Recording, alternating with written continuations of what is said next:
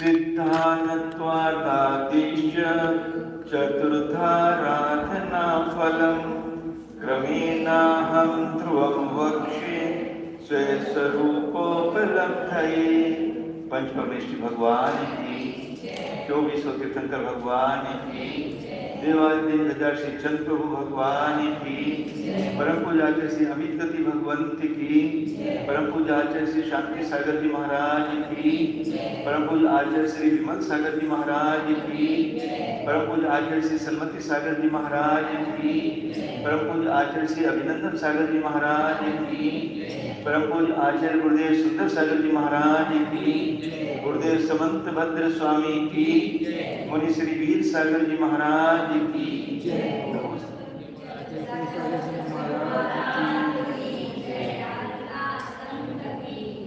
स्मरण कांड का ग्रंथ है, आचार्य अमित गति भगवंत द्वारा विरचित है। विषय चल रहा था कि अन्यत्र विहार के कितने लाभ हैं। उसमें पहला बताया था दृष्टि की शुद्धि, यानी सम्यक दर्शन की शुद्धि होती है। इसी में चल रहा था कि सम्यक दर्शन की निर्मलता कैसे होती है। भगवान के जन्म कल्याणकों के समय जन्मभूमियों को देखने से, सिद्ध भूमियों को देखने से, दर्शन करने से सम्यक दर्शन की निर्मलता होती है। पाठ नंबर 62 है।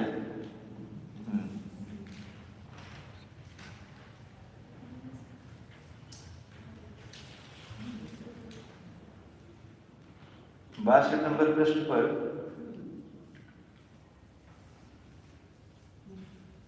ये चल रहा था, ये मोह की कैसी विषय। तीर्थंकर तो दूसरा हो गया था ना, चारित मोह के हो गया था होना। तीर्थंकर नाम कर्मोपदेशी। अच्छा, यह मोह की कैसी महत्ता है। पाठ नंबर 62 पे दूसरा तीसरा पैराग्राफ हो गया था ये। हाँ, आपत्ति के विषय हैं, हो गया था चिरकाल तक, जिसमें जीवन पर्यंत न्यूनता नहीं हो आती, ऐसा अहमिंद्र पद का सुख चिरकाल तक भोग चुकने पर भी मनुष्य की इष्ट संभोग संपदा में हमारी कैसी उत्कंठा बन रही है। देखो अभी क्या मिला हुआ हमको, 1 कोटि 2 कोटि 4 कोटि 10 कोटि, और हम कितना बड़ा सेठ मान रहे हैं अपने को। आचार्य कह रहे हैं कि कैसे कैसे सुख, कैसी कैसी कुशाल बुद्धि, वो सब भोग के हम आए हैं। फिर भी, और कितने साल तक, या तो 150 साल ही है, चिरकाल तक, सागरों की आयु तक हमने देवों के सुख भोगे, उससे भी हमारा कुछ नहीं बना। तो ये क्षणिक भोग संपदा में हमारी कैसी उत्कंठा बन रही है। देखो मनुष्य लोक की यह भोग संपदा दुष्ट जन की मैत्री के सदृश। हाँ, क्या बताया इसको। ये जो वर्तमान में हमें वैभव जिसको कहते हैं वो मिला हुआ है, वो दुष्ट जन की संगति है। चेतन भैया, क्यों? उसमें उसको ठग बोल दिया है। क्यों? क्योंकि ये हमें पाप में ले जाने वाली है। एक बहुत छोटा सा उदाहरण दिया एक जगह, बिल्कुल ऐसी स्पष्टता आ गई उससे। जितने जितने बाह्य संयोग मिलते हैं वो हमारी आत्मा का घात कर रहे हैं। एक कसाई एक बकरी को मारने के लिए तैयार था, उसको छुरी नहीं मिल रही थी काटने के लिए। बकरी ने पैर से जमीन को खरोचा तो कसाई को एक पैनी चीज चमकती हुई दिखाई दे गई। हाँ, अजक्रफान। उसने निकाला, किसने किया? स्वयं नहीं, पैर नहीं खरोचती तो शायद ये जितने बाह्य परिग्रह स्वयं हम अपने द्वारा उपार्जित कर रहे हैं, इनसे हमारी आत्मा का घात हो रहा है। ये देखो इधर, यहाँ कुछ है क्या? आपके पास तो बहुत कुछ रखने के लिए जेब भी नहीं हमारे पास। यानी जितने जितने संयोगों से हम छूटते हैं, उतने उतने हम अपनी आत्मा के करीब आते हैं और अपनी आत्मा का घात होने से हमारा बचता है। तो आचार्य कहते हैं कि मनुष्य लोग की ये भोग संपत्ति, भोग संपदा दुष्ट जन की मैत्री के सदृश दुखों की परंपरा उत्पन्न करने वाली है। ये नहीं कि एक भाव में दुख देने वाली है। इस परिग्रह से सुख दुख जो भी हम कर रहे हैं, पुण्य पाप जो भी कमा रहे हैं, पुण्य तो कम कमा पाते हैं। सुनो ध्यान से,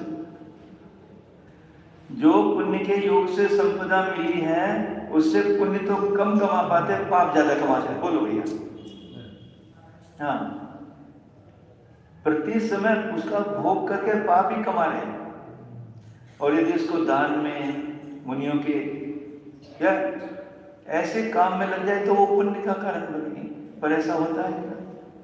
देखो, जो भी मिला तो क्या कह रहे हैं? दुष्ट जन की मैत्री के समान है और परंपरा से दुखों की संतान, दुखों की श्रृंखला उत्पन्न करने वाली है। चंचल है, आज है और कल शाश्वत नहीं है, रुकने वाली नहीं है, पराधीन है। पराधीन क्यों है भैया? कर्म के अधीन, मेरे अधीन नहीं कि मैं चाहूं तो पूरा सेठ ही बना लूं, ऐसा नहीं होता।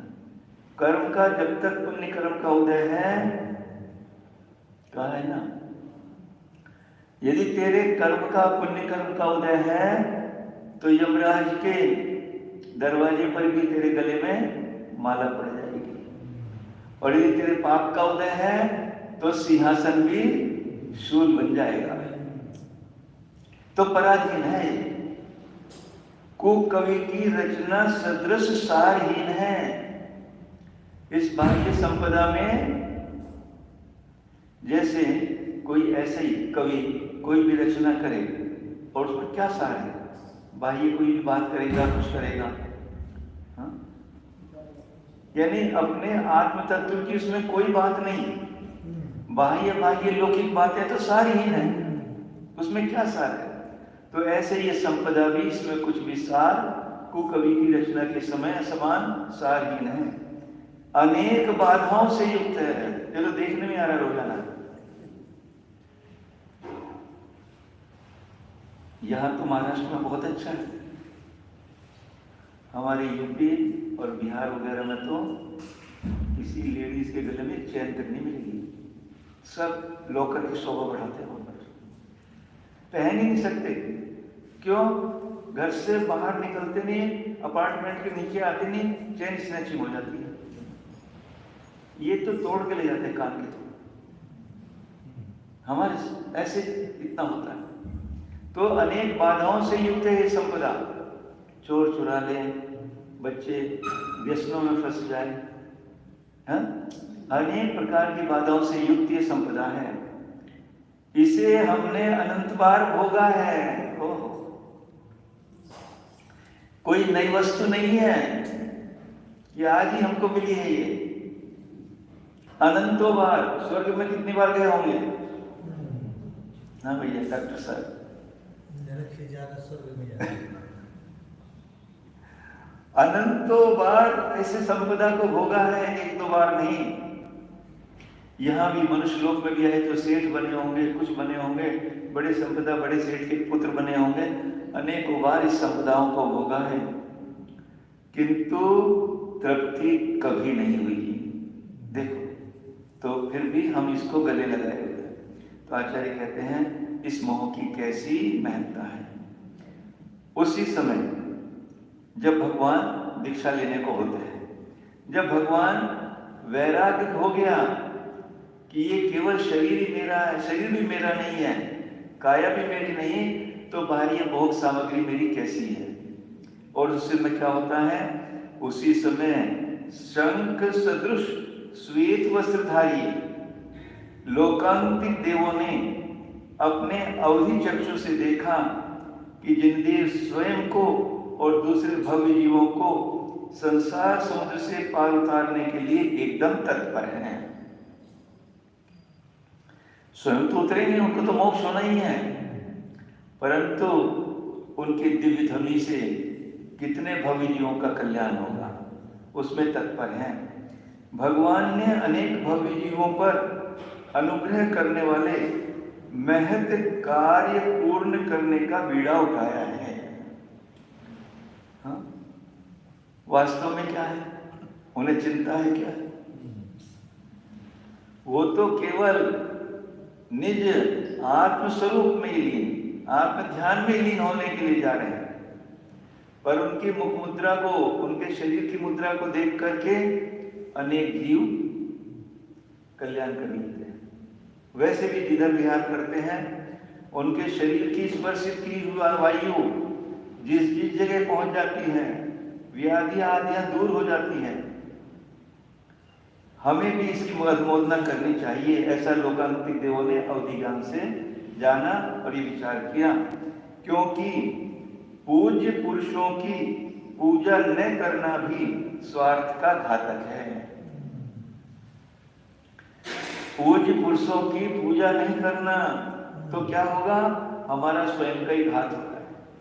क्योंकि यदि पूज्य पुरुष मिल जाए, उनकी पूजा करें, यदि कोई सम्यक दृष्टि श्रावक मिल जाए, अपने घर लाओ, बैठाओ, कोई बाहर का अनजान भी आ जाए तो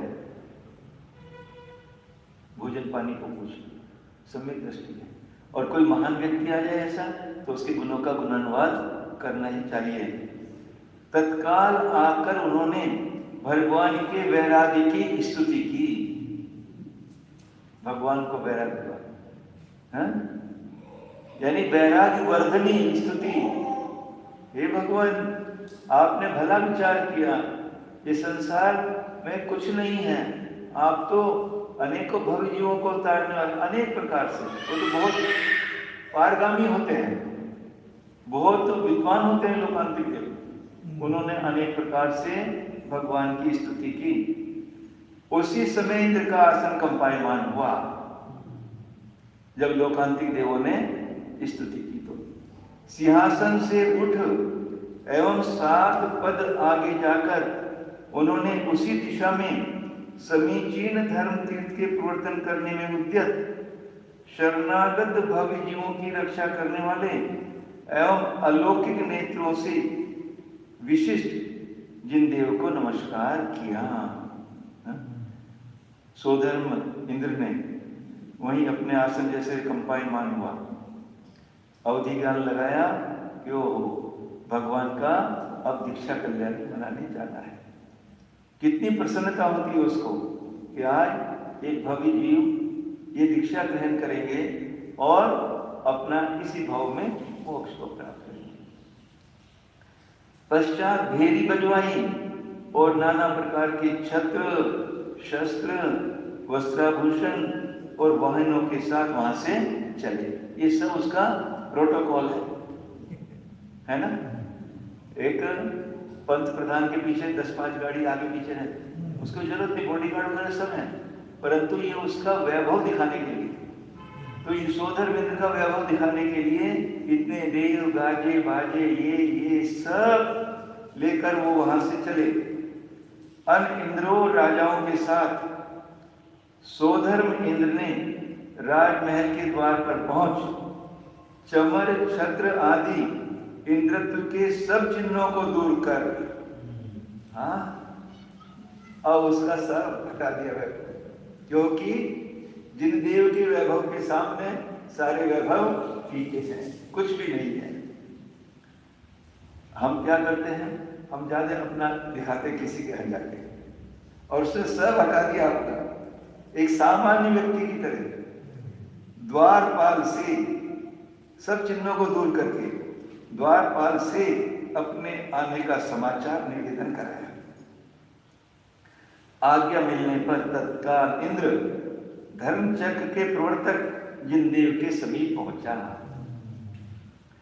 उसने अत्यंत आदर पूर्वक उन्हें नमस्कार कर निवेदन किया, भगवान अच्युतेंद्र आदि समस्त इंद्रगण आपके निष्कवण कल्याण की परिचर्या करने के अभिलाषी हैं।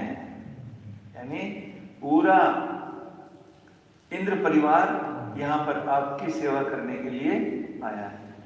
हे प्रभु, हम देवगण मुक्ति का मार्ग जानते हैं और अनंत सुख का अनुभव करने के लिए आतुर हैं तथा इंद्रिय सुख को खेद रूप जानकर उसकी उपेक्षा भी करते हैं, किंतु संयम का घात करने वाले कर्म का क्षयोपशम हमें प्राप्त नहीं है। क्यों? संयम नहीं ले सकते। अब प्रत्याख्यान का उदय है, संजुलन का, संयम नहीं ले सकते। कैसा निम्न कर रहे हैं। सोधर्मेंद्र कितने वैभव का स्वामी, पर हमारे पास ये वस्तु नहीं है। संयम का घात करने वाले जो कर्म है उनका क्षयोपशम हमारा नहीं है। यदि क्षयोपशम उनका हो जाता तो हम भी ग्रहण कर सकते, हो भी नहीं सकता। हम स्वयं भी चारित्र में प्रवृत्त नहीं होते और न दूसरों को ही प्रवृत्त करना पसंद करते हैं। जैसे शिशु उठना चाहते हुए भी गिरता है, वैसे ही हम लोग चारित्र के अभिलाषी होते हुए भी उसे धारण करने में असमर्थ हैं। देखो यहाँ पर सोधर्म सर्ग का इंद्र एक भवतारी, अगले भाव मोक्ष होने वाला है, संयम धारण नहीं कर सकता। आज आपको वो वैभव मिला हुआ है माता जी। आज ये मनुष्य पर्याय ऐसी तीन लोक में इससे उत्कृष्ट पर्याय नहीं है। सर्वोत्कृष्ट पर्याय आज आपको मिली है। इंद्र तो छोड़ो, सर्वार सिद्धि की पर्याय उसके सामने कुछ नहीं, आज जो मिला हुआ है। और ये मिलने के बाद भी यदि संयम का क्षयोपशम हमने नहीं किया, अच्छा क्षयोपशम करना पड़ता है या होता है? हाँ, ये करना पड़ता है। सोच के बताना। क्षयोपशम होता नहीं, करना पड़ता है। एक दिन की बात बताऊं मैं आपको, बताता हूँ बार बार। उस दिन लगा कि क्षयोपशम करना पड़ता है, पुरुषार्थ करो। तो माता जी ने कहा पुरुषार्थ से होता है। बाहुबली में माता जी पढ़ा रही, वो मेरे बिल्कुल दिमाग में बैठा हो कि पुरुषार्थ कैसे करके क्षयोपशम किया जाता है। इन्होंने वर्गमूल निकाल कर बताया, जम्बूद्वीप का क्षेत्रफल, उसका वर्गमूल वगैरह निकाल दिया, और वो पूरी क्रिया नहीं की। मेरे जैसा याद है, वर्गमूल कितना होता है। अब 40 साल पहले गणित पढ़ा था, वर्गमूल कैसे निकाला जाता है। फिर ये कैसे आया, इतना जिज्ञासा रहती है। पूरा लिखा 3,15,000 कैसे आया ये, वो निकले ही नहीं। वर्गमूल निकालने की तो प्रक्रिया है ना, फार्मूले है उसके, वो निकले ही नहीं। 1 घंटा हो गया, 2 घंटा हो गया, करते करते रेफर कर, हमने भी नियम कर लिया, जब तक आज ये वर्गमूल नहीं निकलेगा तब तक सोऊंगा नहीं। और सुबह जाकर ताई से पूछूंगा, बाहुबली की बात। पर कुछ याद आया, कुछ स्मरण हुआ, कुछ अपनी बुद्धि लगाई, 11 साढ़े 11 बजे के करीब वो वर्गमूल निकला। तो क्षयोपशम अपने आप हुए या करना पड़ा? यदि मैं बंद कर देता उसी समय, फिर सुबह माता जी ताई से पूछ लेंगे, छोड़ो इसको, तो क्षयोपशम होता क्या? अपने पुरुषार्थ से ज्ञान का क्षयोपशम हुआ, आप भी कर सकते हो। माता जी ने आज कहा कि जितना समझ में आए समझो उसको, और बार बार अभ्यास करोगे तो ज्ञान का तो बड़ा पावर हाउस है ये। इतना ज्ञान है यहाँ पर, क्यों नहीं आएगा? आएगा, पर पुरुषार्थ। ओहो, निरवधि निज ज्ञान द्रव्य, दिव्य ज्ञान द्रव्य ज्ञान, निरवधि अनंत ज्ञान का जो भंडार है। तो आचार्य कह रहे हैं कि क्षयोपशम, चारित्र मोह का क्षयोपशम होने से आपके निवृत्ति रूप परिणाम हुए हैं। सुंदर कह रहा भगवान को कि आपके क्या बात है, क्या हाँ अपने करना पड़ेगा, अंदर ही है। क्या कह रहा है? चारित्र मोह का क्षयोत्सम होने से आपके निवृत्ति रूप परिणाम हुए हैं। आप पूज्यतम हैं, पूज्यतम, थर्ड डिग्री सुपरलेटिव। तीनों लोक में पूज्य, आपसे बड़ा कोई पूज्य यहाँ पर तीनों लोक में नहीं, पूज्यतम है। आपके प्रसाद से और आपकी अनुमोदना करने से आगामी भाव में हमें भी समस्त आरंभ परिग्रह के त्याग की शक्ति प्राप्त हो। देखो, मुनि को देख कर मुंह मत फेरना कभी, सुनो ध्यान से। मुनि को देखकर मुंह मत फेरना। क्या कह रहा है? हे भगवान, हम तुम्हारे चारित्र की, आपके चारित्र की अनुमोदना कर रहे हैं, आपके वैराग्य की। क्यों कर रहे हैं? ऐसे थोड़ी कर रहे हैं। हम करेंगे तो हमें भी समस्त आरंभ परिग्रह के त्याग की शक्ति प्राप्त होगी। हमें भी इस भव में मुनि नहीं बन पाओ, हरि का नहीं बन पाओ, अगला कब भाव मिलेगा मालूम नहीं है। इसलिए प्रयास कर लेना एक बार। हंस रही है डॉक्टर। अरे भाव तो बताओ कि मेरा मरण, समाधि मरण आरिका पूर्वक, मुनि पूर्वक ही हो, कुछ भी हो, मुझे समाधि करनी ही है। तो आचार्य कह रहे हैं, जो कह रहा है, हे देव, सोधर कह रहा है, हे देव, भगवान के सामने हाथ जोड़ के निवेदन करके खड़ा हुआ, चल इस सुसज्जित विमान को शोभित करें, सुशोभित पालकी विराजमान कह रहा है। जा रहे ना पालकी में विराजमान, विमान में। इंद्र की विज्ञप्ति के बाद भगवान ने अंतःपुर, परिवार एवं ज्ञाति वर्ग को हर्ष विषाद युक्त देखा। स्वाभाविक है, क्यों? मोही जीव है ना, वियोग नहीं चाहते, पर वह ऐसे उत्कृष्ट कार्य के लिए जा रहे हैं कि अब उस संसार से उनको कभी भी वापसी आने की बात, संसार में आने की बात नहीं, ऐसे जा रहे हैं। फिर भी उन्होंने हर्ष विषाद युक्त देखा, उन्हें नाना प्रकार से संबोधन दिया और कहा कि वृथा प्रमाद मत करो, संसार समुद्र को पार करने का उद्यम करो। शांति सागर जी महाराज ने भी तो कहा था ना, क्या कहा? प्रमाद मत करो। क्या कहा था? बाला कहो,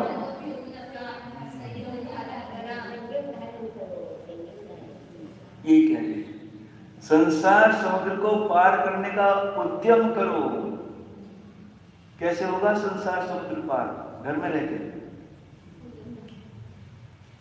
यानी संयम धरा, संयम धारण करा, तभी आप पकड़ते नहीं। देखो अभी जीवकांड में कैसे कैसे बताया, अनंत पट, अनंत पट, अनंत पट, कितनी निर्जरा होती जा रही है। नीचे लिखा है असंख्यात गुना निर्जरा, एक एक समय में असंख्यात गुना बढ़ रहा है भैया।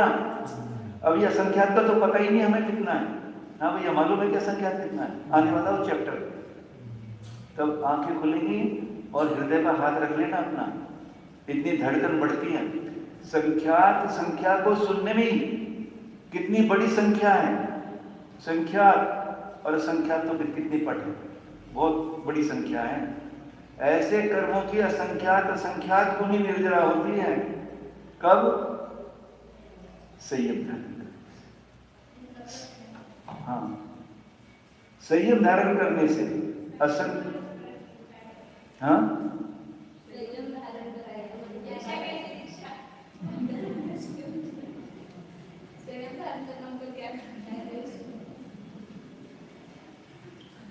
दो चीज है इसमें। संयम तो एक मोटा शब्द है, काय और कषाय को क्रश करना। संयम धारण करके क्या करना? काय को भी क्रश करना और कषाय को क्रश करना। क्या करना? संयम का तो मतलब यही होता है कि जैनेश्वरी दीक्षा धारण करके घर से, परिवार से, पैसे से मोह छोड़कर, इतना ही नहीं, यदि आपकी कषाय कम नहीं हुई, आपका मोह नहीं कम हुआ, हाथ में मोबाइल, रात को 1-1 घंटे घर वालों से बात हुई, कुछ फायदा नहीं। अपनी वस्तु को नहीं जाना, वस्तु स्वरूप को नहीं जाना, खाली ऐसा होने से भी कुछ लाभ नहीं होगा, खाली द्रव्य ले लिया तो क्या कह रहे हैं कि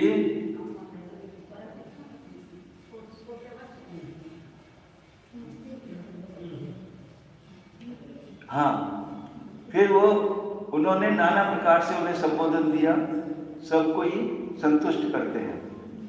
जब दीक्षा लेते हैं सबको संतुष्ट करने की कोशिश करते हैं, संतुष्ट तो नहीं होते, घर वाले किसी तरह से भी छोड़ना तो पड़ता ही है। और कहा कि वृथा प्रमाद मत करो, संसार समुद्र को पार करने का उद्यम करो और प्रमाद से हमारे द्वारा जो अपराध हुए हों उन्हें क्षमा करो। सबसे क्षमा भाव करता है जो दीक्षार्थी है, घर से, मित्रों से, परिवार से, और तो और पूर्व भाव में एक इंद्रिय से लेकर पंचेंद्रिय पर्यंत किसी जीव से, मेरे से कोई भी दोष हुए हो तो वे सब मुझे, मेरे अपराध क्षमा करें, इस तरह सब जीवों से क्षमा मांगता है। पश्चात सुंदर वस्त्राभूषणों से अलंकृत हो भगवान ने मोक्षपुरी के द्वार सदृश सुसज्जित विमान में प्रवेश किया।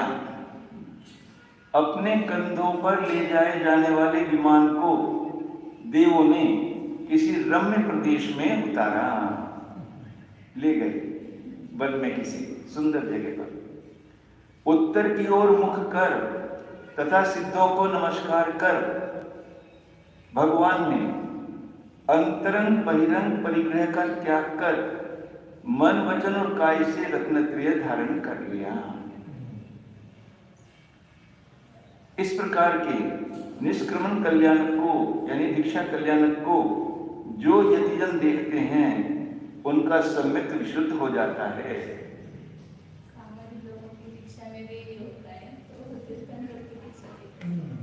तीर्थंकर की मजा करें, कैसी कैसी विशुद्धि उस समय बनती है। माता जी जैसे सामान्य दीक्षा माता जी बताई, सामान्य दीक्षा को देखने से ही कैसे परिणामों की विशुद्धि, उससे क्या फायदा होगा? परिणामों की विशुद्धि होने से जितने भी पाप कर्म हैं वे नष्ट होकर पुण्य कर्मों का संचय होता है, और अंतरंग के कितने रोग, कितनी व्याधियां संयम के प्रभाव से दूर हो जाती हैं। इतना बड़ा संयम का प्रभाव होता है। हाँ, यहाँ तक तो ये कार्य पूरा हुआ दीक्षा कल्याण। अब केवल ज्ञान कल्याण करेंगे, ये कल करेंगे, इस समय पूरा हो रहा। अब कषाय पावड़ था। चलिए, बोले आचार्य गुरुदेव सुंदर सागर जी महाराज की